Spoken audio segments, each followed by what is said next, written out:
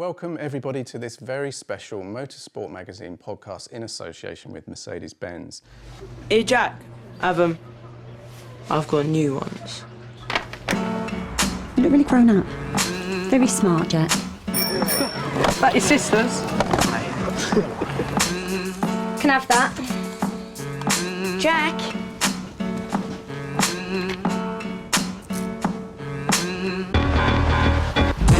I like the way you work it, no diggity. I got to bag it up. I like the way you. Now, today we've been very kindly welcomed by Christian Horner. You're not now. Now you've said that, you're going to have to leave. Oh, God. It's all gone horribly wrong. Yes, so thank you. Christian, thank you very much for welcoming us to your home. I know you've had an incredibly busy few days. It's been the Mexico Grand Prix, you've been to Paris to talk about the new framework for engine and chassis rules for the future. You promised an exclusive, so we'll come back to that shortly. Simon Arron, who is our features editor, he joins us today. Good afternoon. Simon, how long have you known Christian? Well, he reckons it's 93. I reckon it might be 96, but I'll go with Christian. It's more than 20. We've known each other for more than 20 years. Well, let's go back. Let's go all the way back to those first days. How did you meet Christian, and what are your impressions of the young Christian? I mean, I saw him racing in Formula Renault, 92. When I was going back a while. Yeah. Well, I mean, and you won a race in 92, I remember. I did, yeah. Teammates to Harry Nuttall at Manor, if I recall correctly. I think you'd probably concur. I mean, you had some success in Formula Renault, but as you got further up the ladder, it dried out. You kind of drifted off the pace a little bit, didn't you? Yeah. And but no, we first met. We first sort of had a proper relationship, I guess, in when Christian reached Formula 3000, which I was covering at the time, and he did Formula 3000 for a couple of years, and then stepped down to become a team principal, which he's quite good at.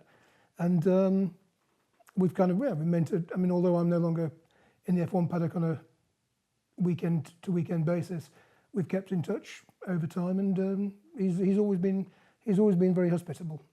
Well, you've been very kind there. We were talking in the taxi on the way over, and I was trying to get the assessment of your driving career. And it was a very balanced assessment. What's your assessment of your driving career and your skill level? If you'd have carried on, and I'm sure you've been asked. Well, firstly, I thought Simon was Zinedine Zidane. You know, and, the footballer. When I first met him, he was the absolute lookalike. Not sure of that. So I of course, I speak French, which also kind of. It's the secret life. Yeah, so the accusation has been made before. Yeah. But as far as my driving, look, I think Simon summed it up pretty well, really. I was a hopeful karter. I enjoyed, I loved racing. I was fortunate that it was something I could do with my family and so on. And my father helped me, and very much in the early days. And then moving into Formula Renault, I won a scholarship from Renault to move from karts into car racing, and I, won a race. I beat Pedro de la Rosa at that international race circuit known as Pembrey. You did mention Pembrey. Yeah. And then that led to signing a contract with Lotus in Formula 3 with options as a test driver in Formula 1. I finished second in class in that year. And it was around 94 things started to plateau somewhat. And I was racing against guys like Jan Magnussen and Dario Franchitti and some really, strong drivers at that point. Montoya? Montoya came a little later on in Formula 3000, Tom Christensen and Nick Heidfeld and Stefan Sarazan, some really talented guys around at that point. But, the higher I went, the harder it became.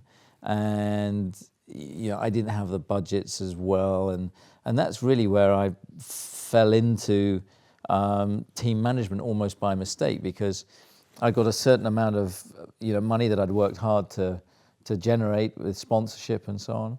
And basically in Formula 3000 in those days, you could run a one-car team. Right. And so I thought, well, if I buy a car from Lola, at least at the end of the year, I've still got an asset rather than a set of overalls and some result sheets.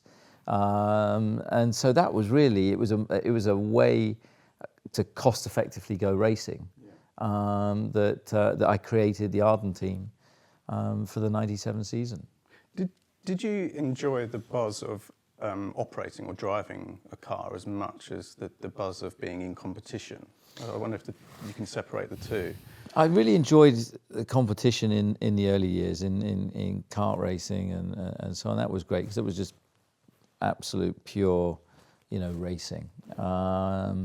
I enjoyed the Formula Renault years. I drove with John Booth or for his team in Formula Renault, and he was a great guy to drive for and have that first introduction to the world of motorsport. I then drove, in Formula 3 for different teams, and I think that what it taught me was that having driven in good teams and then not so good teams was that, the people were the key asset, were the key differentiator. And what it gave me was a perspective from a driver's point of view. When you're sitting in the cockpit, it's a pretty lonely place. And, you're relying on the feedback that you're picking up from the mechanics, from the engineers, from the management of whatever team. And so when I set up a team, I tried to do it with that in mind, what it would have been like as a driver, what you're looking for. And so what I'm grateful for my driving career, even though it was rather modest, was that it gave me that experience, it gave me that exposure to that, in a very minor way, to some of those sensations that, still serve me well today. So that's still a default setting then, in a way. I'm just trying to sort of imagine myself in a situation where you've got to make a very critical decision. Do you take yourself back to how would the driver feel about this? How would I know there's a number of elements. Particularly over a Grand Prix weekend, you might see prior to qualifying, you can sense that there's a bit of nerves. You can see that drivers, they have routines, whether they call it superstition or routines. It's the process that they go through to get themselves into the into the zone, as it were. And I think, just being there to offer a bit of comfort at times, bit of, support, and also to be able to sometimes interpret what the driver's saying and feeling from the car that perhaps, an engineer hasn't picked up. Just going back to the bit about you transitioning from racing driver to team manager. Yeah. I remember you mentioned this to me once, the moment that you decided, right, I'm not going to be able to do this. I'm going to stop at the end of the year. Was the fault of a Colombian driver at Turn 1 at Estoril. I think that story is worthy of a wider audience. Yeah. The problem was it was pre-season testing. And Estoril, the first two turns there used to be viciously quick. And I remember driving out the pit lane, this blue car came seething past me. And I could see the rear wheel, the rim trying to pop out of the tyre.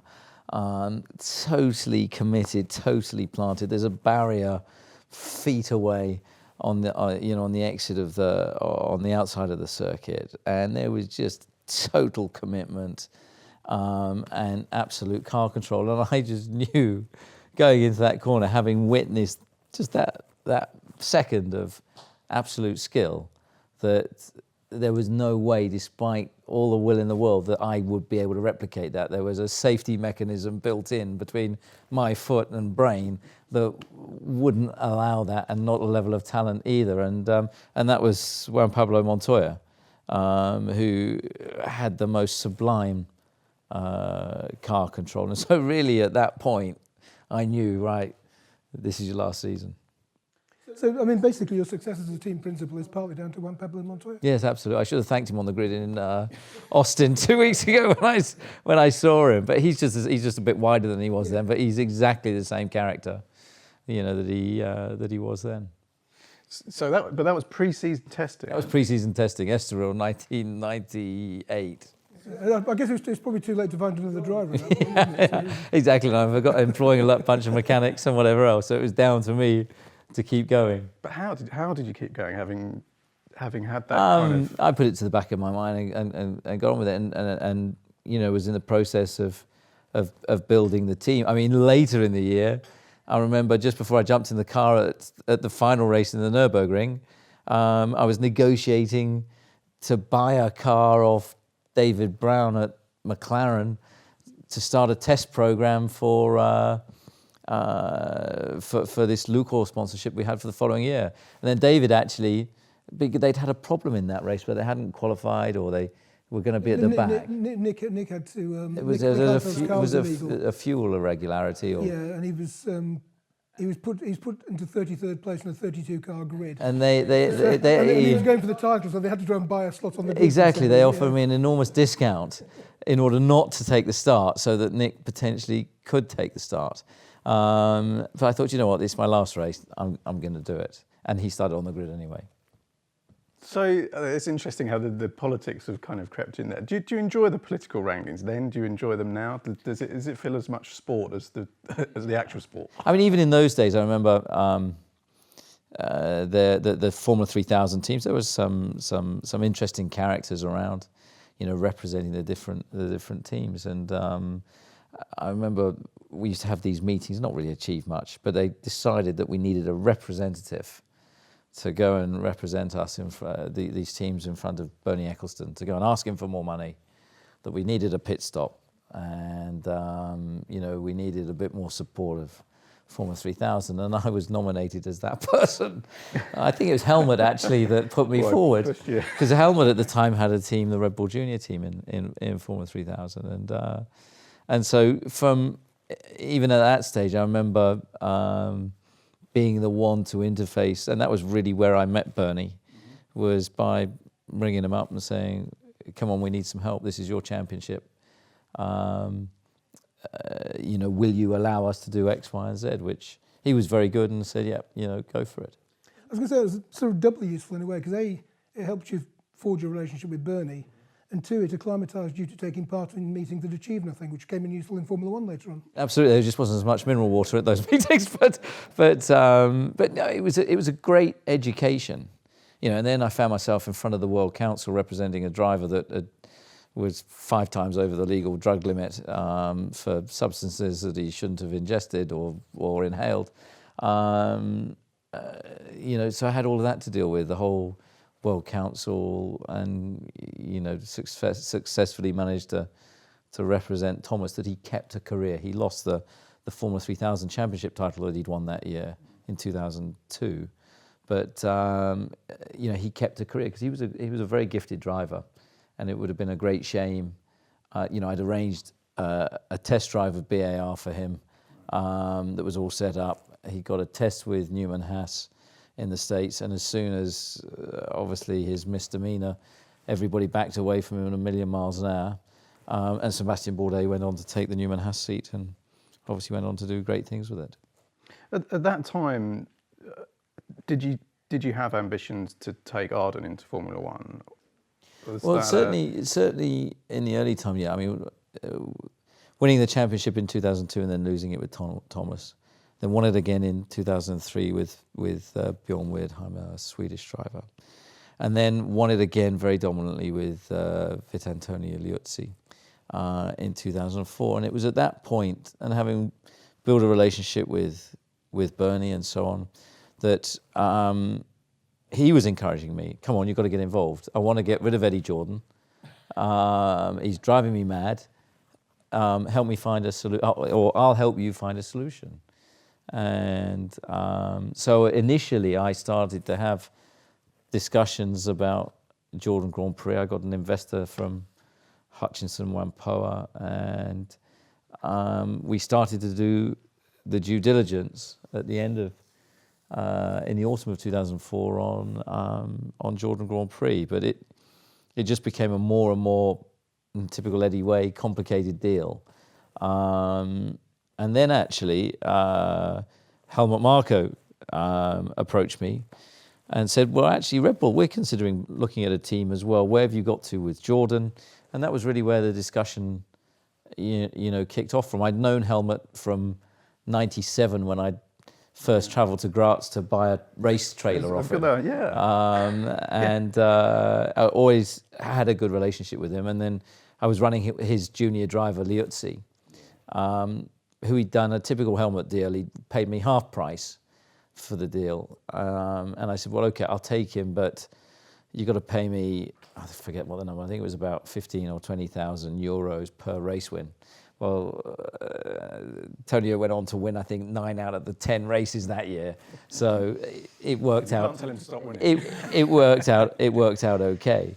So initially there was a look-see with Arden and the Jordan team, but as I say, that deal became too complicated. But then suddenly, Red Bull had a look at it as well. I went out to see Dietrich in the autumn of 2004, and he had a concept of an American team at that time, and he explored. He had a little look at Jordan, but then, having already been involved at Jaguar as a sponsor, and with Jaguar suddenly announcing they were going to withdraw, Red Bull became the obvious, buyer of the Jaguar team. In between times, as well as, after buying a trailer from Helmut, the two of you actually collaborated very closely at the end of '99, didn't you? Because you both had Formula 3000 teams that had sponsors and drivers, etc. But neither of you had qualified amongst the top 15 teams to take part in the following year's championship. So you worked together that winter on deals to buy teams from elsewhere, didn't you? So, there was a very strong bond already. Yeah, it started at the end of '96, actually. Sorry, it was the first time I went to see Helmut. I had a race engineer, and setting up the Arden team, we needed a trailer, and the race engineer chap called David Luff said, well, I know there's a chap in Austria that's got a trailer for sale. His name's Helmut Marko. I'd never heard of the guy. But I got on a plane to Graz, went and had a look at this trailer. It was neat and tidy. And then met Helmut in his hotel, who basically interviewed me. I thought, I've come to buy a trailer.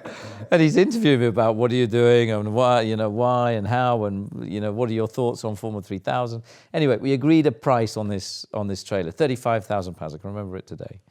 And it was all the money that I had, that I could raise on finance and so on. But the deal was I had to transfer the money as soon as I got back to England, and he would deliver the trailer to Calais within the next 2 weeks. And so I remember going back to the UK, and I remember saying to my father, well, I've bought a trailer. And he said, well, where is it? I said, well, it's in Austria with this chap that I met. He said, well, how much did it cost? I said, disclose how much it cost. And he said, well, when are you going to pay? And I said, well, I paid already. And he said, you idiot, you've paid somebody you've met for half an hour. You've got no paperwork. Deliver it to Calais. And it's going to be delivered to Calais. Yeah. And so literally I rang Helmut pretty much every day from there onwards, sweating that whether or not this trailer was going to arrive. And of course, good to his word, it absolutely did. And that was the start of my relationship with Helmut. But as you say, at 99, we found that we were outside of the cut-off number to qualify for Formula 3000 the following year. So Helmut ended up buying the entry off Orica, I think, and I ended up acquiring the entry off Draco. And that enabled both of us. He had at the time Red Bull backing, I had local funding to continue into the following seasons. That's gracious. I'm going to jump back now to 2005, and you mentioned earlier on the importance of getting the right people around you. Now, obviously, one of the very first things you worked on when you joined Red Bull was trying to get hold of Adrian Newey. Mm-hmm. So tell us about that process of securing arguably the greatest Formula One designer of his era, if not of all time. Well, I'd used exactly the same philosophy that I'd done in Formula 3000. Simon would recall the engineer Mick Cook, who'd won the Formula 3000 championship with Zonta and Montoya and come very close with Kenny Brack, and was a very, very highly regarded engineer, very quiet guy, quite introvert. And I decided early on in 3000 that was the engineer that I needed, and I'd build a team around him. And I managed to do that, managed to get him, and he was a key part of the success that we achieved in that period. And so I just adopted the same philosophy with Adrian, that Adrian was the guy. You know, I loved his cars. You know, growing up in the sport, I'd been a big Nigel Mansell fan. I'd been sponsored by Autoglass when he was a designer at Leighton House. I'd sat in one of his cars, you know, at the Estoril Grand Prix in 1989, and you know, he'd come from Stratford, which was very close to where I grew up, and so there were, if you like, common points of interest, and so I made it a point of mine to introduce myself to him, and I found him actually standing outside the energy station at the first European race in 2005. It was the first time the energy station had been seen in public. And we're parked next to McLaren that was a very sterile, pristine setup, and suddenly there's this sort of music festival going on next door. And Adrian was standing outside looking at it, sort of quite impressed. And so I just went outside, come in and have a look around. And really, it was from there that you know, we just kept in touch. And then David Coulthard, of course, was driving for us. And I said to David, look, I sense Adrian's not that happy at McLaren. And David was right. Who you need to talk to is his wife. So he arranged a dinner for the two of us and Adrian and his former wife at the Bluebird cafe in London, and that was, you know, we started talking there, and then started talking about, you know, his time in Leamington Spa and Stratford, and it was, we just hit it off immediately. And very quickly progressed from there to, well, do you want to come and be part of this? You know, come and meet Dietrich. Yeah, and it's fascinating. Really, 12 years later, still very much part of the team. You've obviously been able to manage and keep his motivation at a high level. I know I'm asking for a few secrets here, but there's got to be some tricks to be able to keep his motivation. Is it fulfilling his creative desire to produce the best car? Is it competitive desire? Is a number of readers have asked about the road car and the yacht side of things as well. So, well, Adrian is like an artist. He's a free spirit, and I think if you contain any artist, then you don't get the best out of them, but you diffuse their creativity, and I think that's what had happened to him, certainly in the latter years in McLaren, that, you know, he'd lost his mojo there, and his creativity was being stifled. And so really what I've tried to do with Adrian, you know, working with him, is just create an environment that gives him freedom and that he doesn't feel, you know, stifled. And that way he's been able to express himself, you know, the best way possible. And, you know, obviously in latter years that's involved doing, you know, road cars or his own driving, or, you know, crashing on ski slopes. How do you feel when your technical director disappears for the weekend to race a Lotus 49 or something? He comes back with a headache.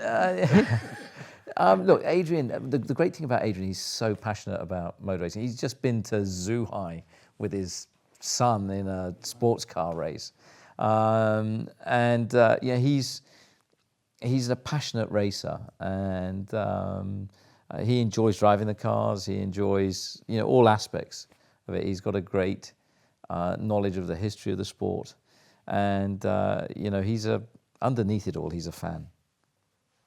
Speaking of fans, that's a great segue. Thank you for that one. I'm going to jump to our reader questions. There are a number of Red Bull fans among the motorsport audience. I think they warm to the independent spirit and the feisty nature of the company.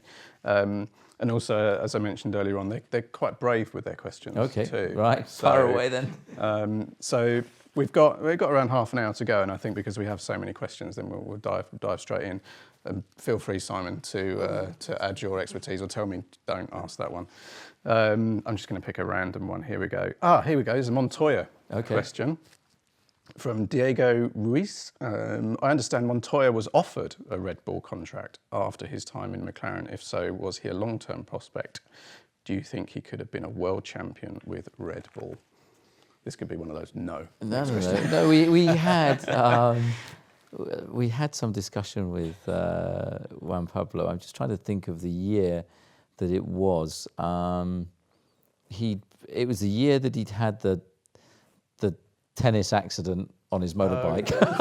Fell off his tennis racket. Yeah. Was it 2006 or it was around that time? And I remember Adrian and I, because Adrian, was a fan of his, so we arranged to see his manager and Juan Pablo in Monaco, which was on a boat that he'd rented for the weekend, and we went to this boat. And there were kids running around everywhere. There was absolute mayhem as we were trying to sit around this table and have a very serious conversation with Julian, his very officious legal representative. And Julian's a great guy, but you can't imagine him with kids jumping all over the place, pizza in his ear, all that kind of stuff. And we discussed it, but it never, from that point, it never gained any real traction. So it was an interesting discussion, but quickly faded, from there. Can I just, on a similar topic, how close have you ever been to signing Fernando Alonso? We got very close.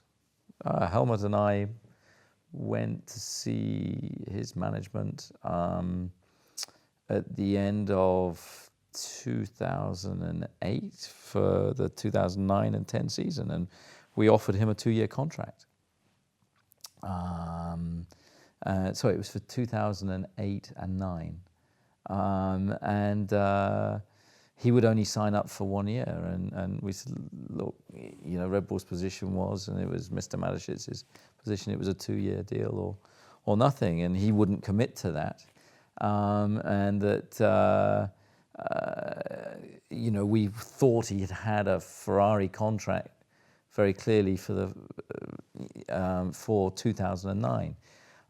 What was slightly weird about that was that Flavio was involved as well, but he was trying to get him for the Renault team that he was managing at the time. And in the end, he ended up driving for Renault for 2 years. But halfway through 2009, I had an approach to say, could he join the team mid-season because they felt he could win the championship in that car. And then we had another conversation in the back of an Alfa Romeo at Spa Airport several years later. I think it was around 2000. It was. I think it was actually 11 or 12, end of 11 or 12.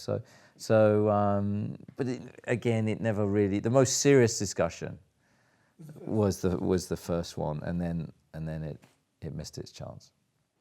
Do you think there's a theme in the drivers that you've tried to sign or you have signed? For me, it goes back to the fact that they're racers, absolute pure racers. Is that a fair assessment? You go for that? Absolutely. I think we go for absolute outright skill, passion, determination. Drivers with big hearts and big talent. And Helmut is responsible for the junior program, and he's been great at picking, young talent. He's only got one eye, but he's got a good one in terms of picking up, young talent. And Verstappen, Vettel, Ricciardo, Sainz are all, current products of that.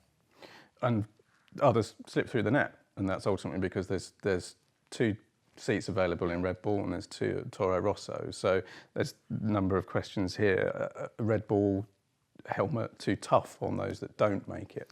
I think Formula One's a really tough environment, and without Red Bull, these guys would never have had the chance.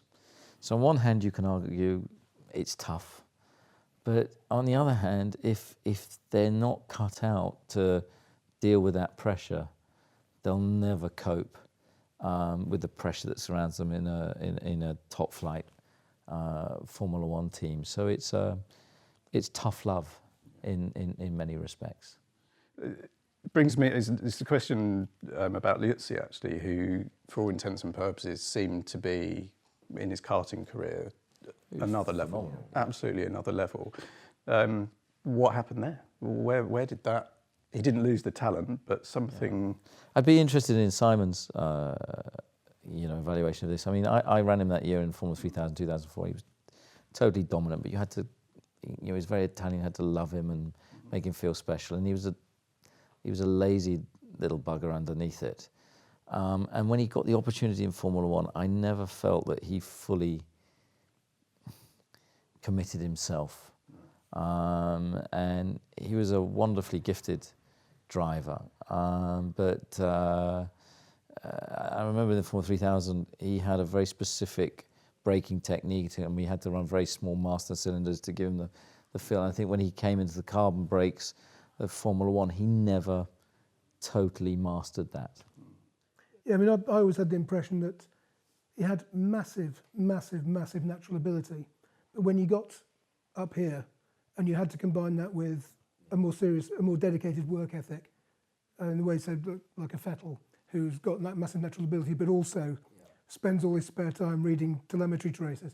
And he just didn't have that. I remember you telling me, you might be able to confirm, I'm pretty sure you did, that he either didn't turn up for a scheduled F1 test at Silverstone, or he turned up late because he was busy having a new sofa delivered to his new flat in Hemel Hempstead or something. I'm sure you did tell me that. Quite possibly. Yeah. It sounds very much like Tony. But I remember thinking, well, it's just, you forget everything to get your backside in the Formula One car. Yeah. And I did, hugely talented guy, but just that last little bit that you need at the top level. Yeah. Are you looking for that special Christmas gift? The GT 1 hour driving experience is one of Mercedes' most extreme driving experiences ever. You will spend the first 30 minutes of your experience behind the wheel of a high-performance Mercedes AMG. Oh, I can feel his eyes boring into... Aston Martin. Before you take control of the incredible Mercedes AMG GT for a further 30 adrenaline-fueled minutes of high-performance driving. To book, please call 0370 400 4000 and quote GT 1 hour driving experience Christmas offer. Terms apply and offers must be booked and delivered by Sunday, 1st of April 2018. Okay, Matt from South Korea, actually, Simon, you asked this question about Alonso, but he has asked another question, so I'll get this in for you, Matt. Congratulations on helping make Red Bull racing what it is today. I'd like to ask you about Sebastian Loeb, who tested for Toro Rosso but was not granted a super license. Did you see any indications of how he performed? Well, he tested for us in Barcelona as well. Again, I'm trying to think which year. It was around 2007 or 8. End of 2008, and the plan was to put him in the Abu Dhabi Grand Prix in 2009. Yeah, but and then that came very close to happening. I mean, 2008, considering the difference that there was in discipline from jumping out of a rally car into a Formula One car, and again, he'd got that application of a champion. The depth that he went into in his preparation just for that one test that he did for Red Bull Racing was truly impressive. And he acquitted himself very, very well, which was what created the interest for the following year, but a very, very accomplished driver. Yeah. I mean, I was at that test, and it was quite interesting because standing trackside, Loeb looked like most of the others, and Adrian Sutil and one or two others looked like rally drivers. Yeah. and Loeb was much neater and tidier than some of the other guys. I think he was about a second and a half off, or something like that. But given the circumstances, it was very, very respectable. Good. Yeah. 3 readers have asked similar questions. I need to name check them. Elias Overbosch, Newman Mithani, and there's another one which I'll find in a second. I'll ask it from Elias's perspective. Red Bull has been having a trend of starting off a season on the back foot, but rapidly developing throughout to eventually close up with the leaders towards the end of the season. It's very, very timely, I think, actually, with Max's recent win. I'd like to ask, what measures have Red Bull taken to prepare the car to match Mercedes and Ferrari right from the get-go, considering how close the car is this year already? I think I can understand. I can understand where he's going. I think a couple of seasons, 11 and 13, we've been competitive from the beginning of the year, but generally the trend over the last certainly 6-7 years has been the second half of the year has been more competitive for us. The beginning of this year, we had correlation issues between our simulation tools, which are primarily the wind tunnel and CFD, that the two weren't giving the kind of results that we'd become accustomed to relying in. And it took a little while to understand that and unpick that. But once that was done, there was a clear direction that was locked onto. And then really from Barcelona race onwards, there was steps, but we not only got to move forward, we've got to close the ground to the opponents as well. So the second part of the question going into next year, what we're trying to do is to bring that process, forward slightly, albeit a week. Yeah. But that week will hopefully give us the ability to arrive at the first test, better prepared. Right. Kevin Joyce, thank you. You asked the same question there, and thank you for answering the 3 questions in one there. I'm going to have to go for a lucky dip because we've got so many here. There's a few questions on Max. Let's ask Boomerang. It's definitely not his real name. He's from Australia? Not sure. I think so. In one occasion, you said that Max has to build the team around him. Unless I misheard it, please accept my apology. Are you suggesting that Daniel is leaving the team in 2018? No, not at all. What actually I'm referring to is that, within his engineering group, with the people that he's working with, in the same way that that Daniel is on his side of the garage, is to have that confidence in the people that are around you, and obviously to make his feedback very clear in terms of what he wants from the car. Now, fortunately, the way the two drivers drive the car is very similar. Their setups are very similar. So it's not like as a team we have a left or right, to choose. What works for one, 99% of the time works for the other in terms of how we've progressed the car. And I feel that Max and Daniel represent, our best ever, pairing in Formula One, and I think are currently probably the best driver pairing on the grid. And so it's and certainly my priority to try and make sure we retain that, at least until 2020. Just as the subject of Max has just come up, and it's still reasonably topical, Austin only having been 10 or 11 days ago as we speak. Track limits. Now, I'm partial to a spot of good motor racing, which is why I still love Formula Ford. That move that Max pulled last lap, he was on the curbs, but so were most other drivers on most other laps. I can understand why you were frustrated. It cost you a podium. It took the edge, if you like, of what had been a fantastic drive. What can we do? I mean, where do you stand on that particular incident, and what can we do to come up with a system that actually nails once and for all what is acceptable and what isn't? Well, I think the frustration with that particular incident, if you look at it in isolation, yes, he was off track. But all weekend, cars have been running off track. And indeed, Bottas had been fighting with Daniel. He'd run off track at turn 1, come down ahead of him and retained his position into turn 2 and was able to defend it. So my frustration with the way that was handled was that it was inconsistent. Now, I had that debate after the race and had some constructive discussion with both the stewards and the technical delegate.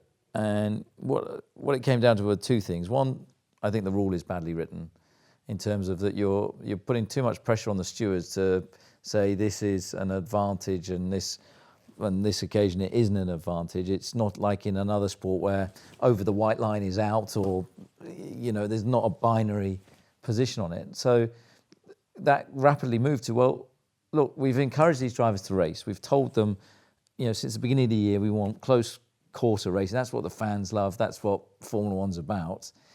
Use what you like on, the circuit, and then we're starting to penalise them. If you don't want the drivers to use those bits of the circuit, whether it's inside or outside, put a curb there, or a gravel trap, or a runoff area. Now it comes down to, well, the MotoGP guys don't like it.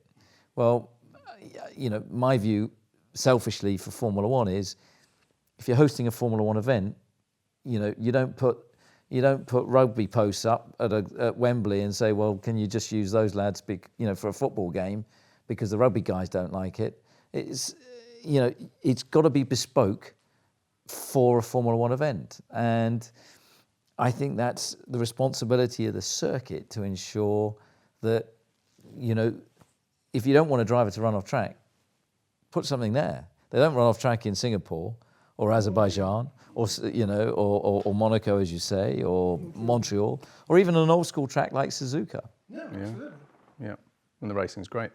Yeah. Related question from Po Esteve Amros about allowing the drivers to race, and this is in relation to the tyres. What do you think would make the perfect tyres for F1 in terms of how they wear, the variety of compounds, and having a cliff point? I think there needs to be degradation in a tyre, and that way you can strategically take different routes, because the best races are when you've got people on opposing strategies that allow them to be fighting with each other or racing in close proximity. I think the tyre choice for this year has been very conservative, because I think Pirelli were spooked a little by data they were given by other teams to say how much downforce these cars were going to have.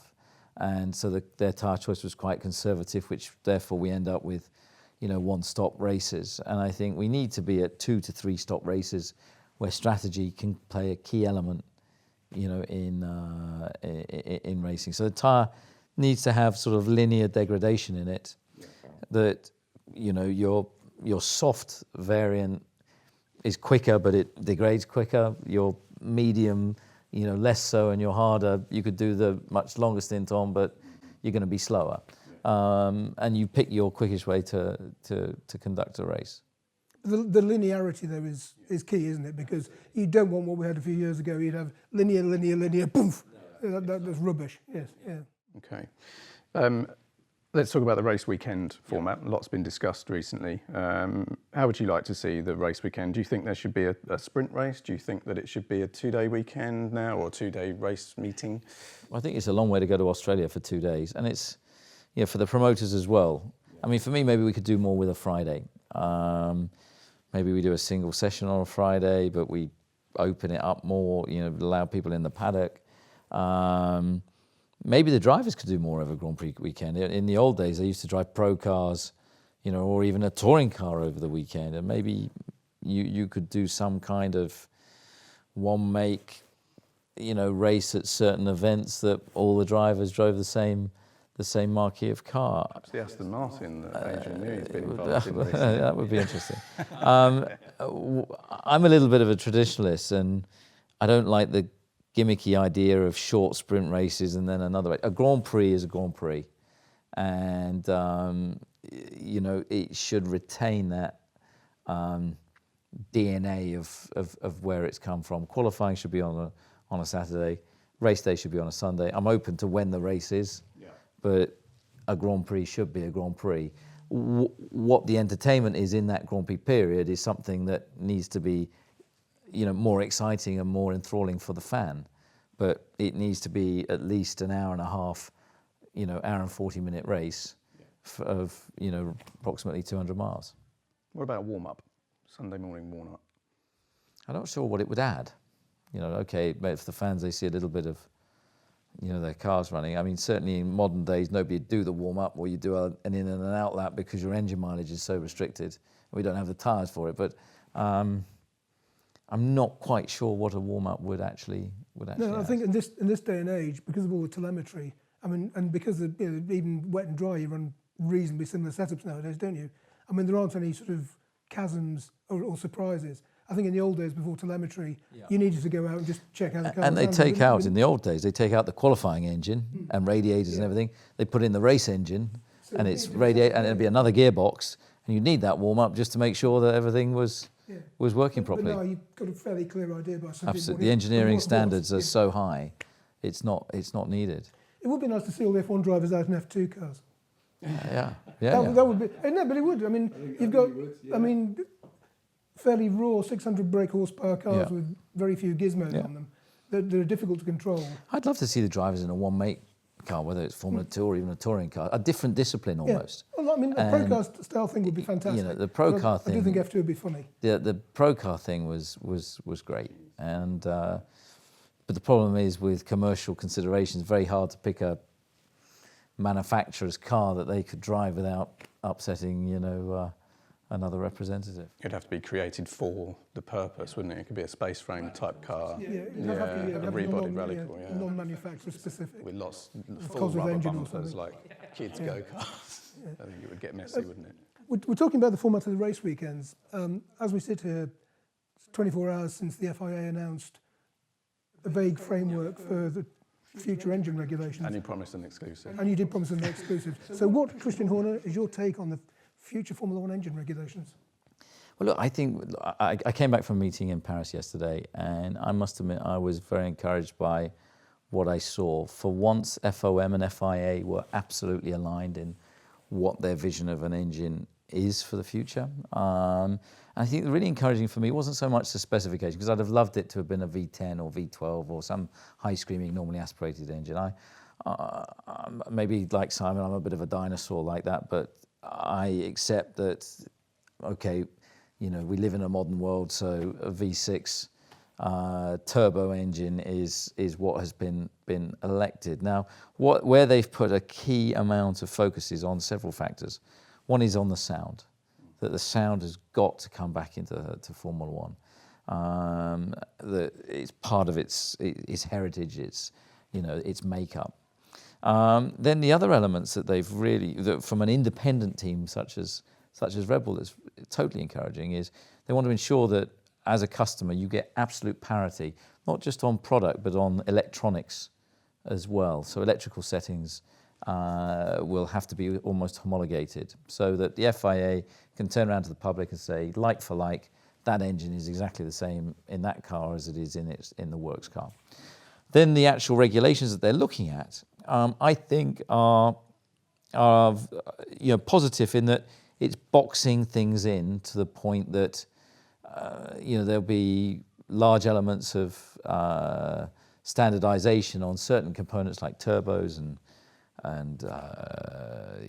perhaps prescriptive design as well of bottom end. So there's going to be less variance between engine manufacturers. What we have at the moment is too big a spread, and it puts too much pressure on the chassis side of things. And I think the FIA basically looked at the engine and thought, one, it costs too much, two, it's not delivering from an acoustic point of view, and three, that it's too much of a performance differentiator between the best and the worst. And I think they've looked at really narrowing that gap so that as an entrant, your biggest or your bigger influence will be on chassis. Now, obviously, there's a few engine or works teams, shall we say, that perhaps weren't as happy with that outlay because they think that's dumbing down one of the key elements of Formula One. But I think, the drivers are of the biggest importance. The team's secondary, or the chassis secondary to that, and the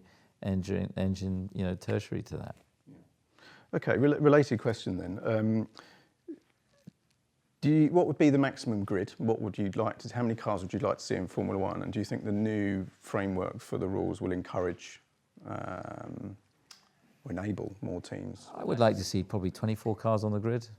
I'd like to see an independent team be able to run a year-old car, to buy a car, because for me it's total madness that you need to have 300 people minimum to run a Grand Prix team. Why couldn't Prema buy, last year's Ferrari and go racing with it? The development moves so quickly that people are paranoid that they'd be winning Grand Prix. They wouldn't, because it moves so fast. But they could account themselves, well, and that would be maybe for a period of time they have a 3 or 5 year gestation period, where they build an infrastructure up. But I think there's not enough cars on the grid at the moment, again, to allow youngsters to be coming through. I think 10 is too few.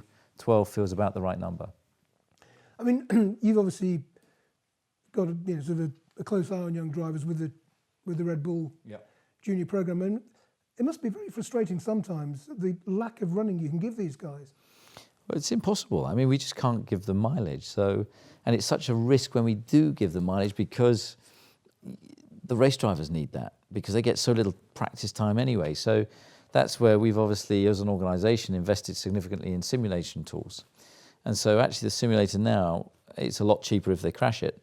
And they've got to a level where we're really able to see a driver's ability, you know, within those simulators. So, yeah, some of the quickfire stuff, actually. So this is a great one. So there's a quickfire question round now, Christian, for you. This is from our reader. His name is Rainier, I think. I hope I've got that right. Not a question, really. I now own and drive one of the Alan Docking F3 cars from 1995. I believe you drove the British F3 with ADR in 1995. I did. I started the season with them in 1995. And I'd love to hear how that was. I think what he's saying is, did you heavily crash the car? And is it? No, it was a yellow car I drove. It had a Mugen engine in it. Alan ran 4 cars that year. The others were with Mitsubishi power for Gonzalo Rodriguez, the late Gonzalo, who was a wonderful driver, and Warren Hughes, and I think an American driver, Brian Cunningham, was in the other car. But yes, that car. I think Alex Wirtz took me off in it at the British Grand Prix at Abbey Chicane, if I'm right. But it's a vintage. Vintage.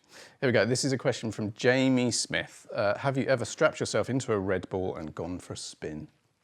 No, I haven't actually. The only Formula One car I've driven some old timers like a Surtees and the SDP March and those kind of things for a bit of fun at Goodwood Festival. But in anger, the only car I ever drove was the Lotus in 1993 as a shakedown for Mika Häkkinen and Johnny Herbert.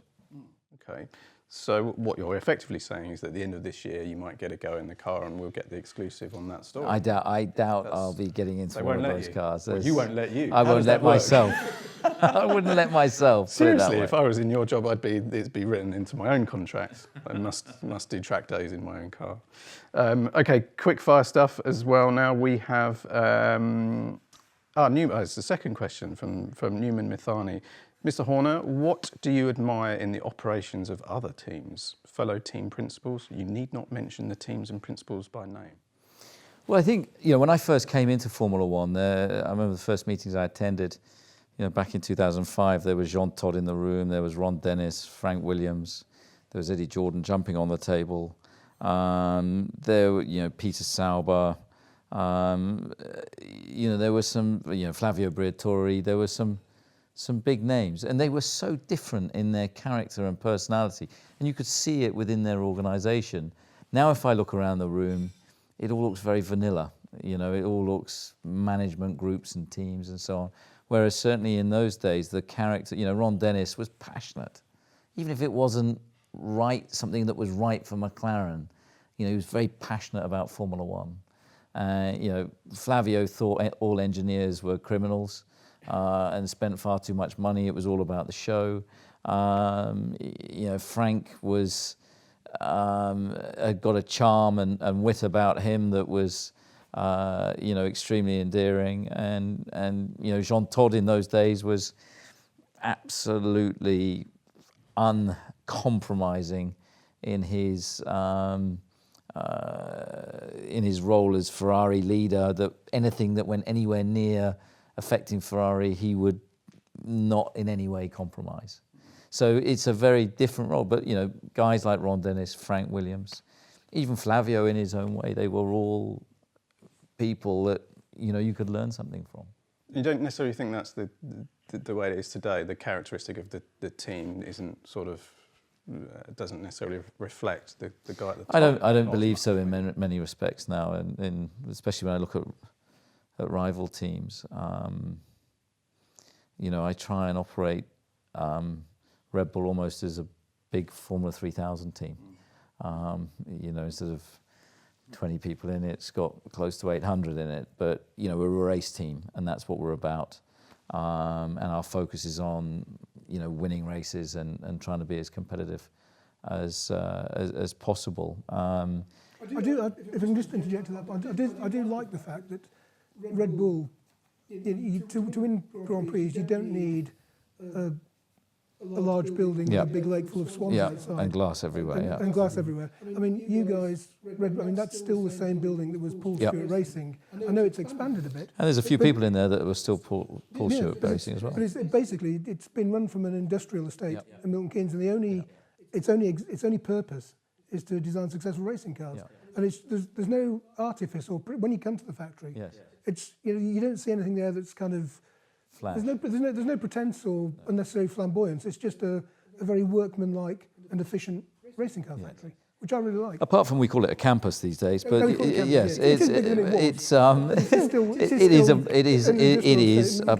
7 buildings on an industrial estate, and to me it just again emphasises it's what's in the buildings, not the buildings themselves, that shape success. So people are your biggest asset, and the quality of people, and getting a group of people to work as a team and a unit, that is absolutely your biggest asset in Formula One.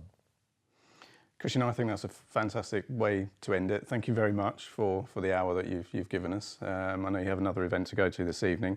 Hopefully in a year or so we can come back and we can have another chat, and hopefully you'll have a good year next year in Formula One. Simon, thank you very much. Sounds like you guys in particular can talk for hours and hours and hours. Absolutely. And I'm sure when those are switched off, there'll be a couple of... It was, yeah, absolutely. But yeah, thank you very much again. And thanks for listening, thanks for watching, and we will see you next time. Hey Jack, I've got new ones. You look really grown up. Very smart, Jack. That your sisters? Can I have that? Jack?